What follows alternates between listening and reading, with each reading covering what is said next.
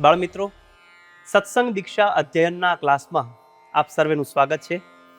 આજના આ ક્લાસમાં આપણે શ્લોક નંબર 191 અને શ્લોક નંબર 192 તેનો અભ્યાસ કરવાના છીએ. સૌ પ્રથમ શ્લોક નંબર 191ની પહેલી કડીનું હું અહીંથી ગાન કરીશ, તેને ધ્યાનથી સાંભળજો. ન કાર્યો વ્યવહારશ્ચ દુષ્ટૈર્જનૈ સહ ક્વચિત. ફરીવાર, ન કાર્યો વ્યવહારશ્ચ દુષ્ટૈર્જનૈ સહ ક્વચિત. આ કડીના છૂટા છૂટા શબ્દો જોઈએ. ન કાર્યો વ્યવહારશ્ચ દુષ્ટૈર્જનૈ સહ ક્વચિત. આ કડીમાં વચ્ચે એક શબ્દ છે દુષ્ટૈર્જનૈ. આ શબ્દમાં બે શબ્દો છૂટા છૂટા સમાયેલા છે. દુષ્ટૈ જનૈ એટલે કે દુર્જન માણસ. આખી કડીમાં બીજા શબ્દો છૂટા છે. આખી કડીનું સમૂહમાં બે વાર ગાન કરીએ. ન કાર્યો વ્યવહારશ્ચ દુષ્ટૈર્જનૈ સહ ક્વચિત.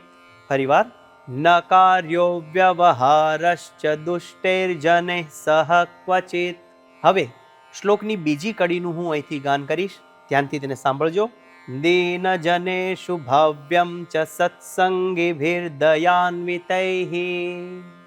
ફરીવાર, દીન જનેષુ ભાવ્યમ ચ સત્સંગિભિર્દયાન્વિતૈઃ. આ કડીના છૂટા છૂટા શબ્દો જોઈએ.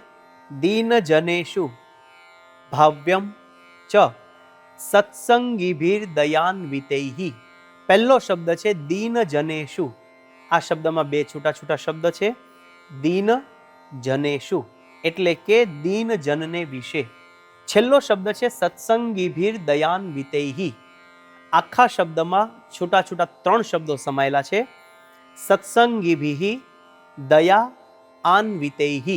સત્સંગિભિઃ દયા આન્વિતૈઃ એટલે કે સત્સંગીઓએ દયાવાન થવાની વાત કરી છે. આખો શબ્દ ભેગો થઈ સત્સંગિભિર્દયાન્વિતૈઃ. સત્સંગિભિર્દયાન્વિતૈઃ આ રીતે તેનું ઉચ્ચારણ કરવાનું છે. આખી કડી સમૂહમાં બે વાર ગાઈએ. દીન જનેષુ ભાવ્યમ ચ સત્સંગિભિર્દયાન્વિતૈઃ.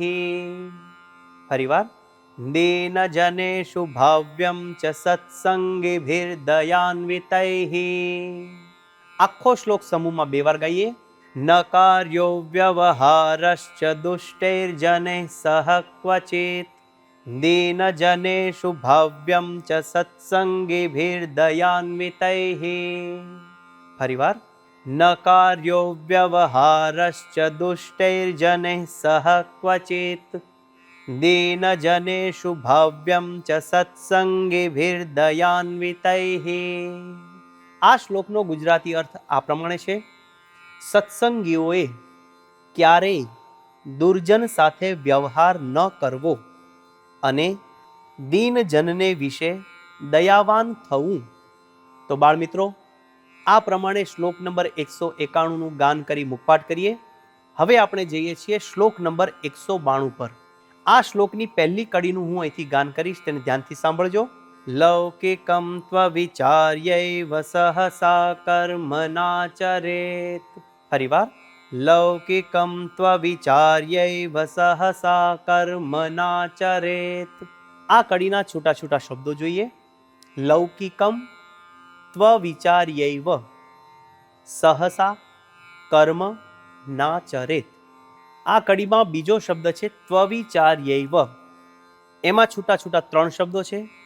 તું અવિચાર્ય એવ એટલે કે વિચાર્યા વગર. અને છેલ્લો શબ્દ છે નાચરેત. એમાં બે શબ્દ છૂટા છૂટા છે. ન આચરેત એટલે કે ન કરવું. આખી કડીને સમૂહમાં બે વાર ગાઈએ. લૌકિકમ ત્વવિચાર્યૈવ સહસા કર્મનાચરેત.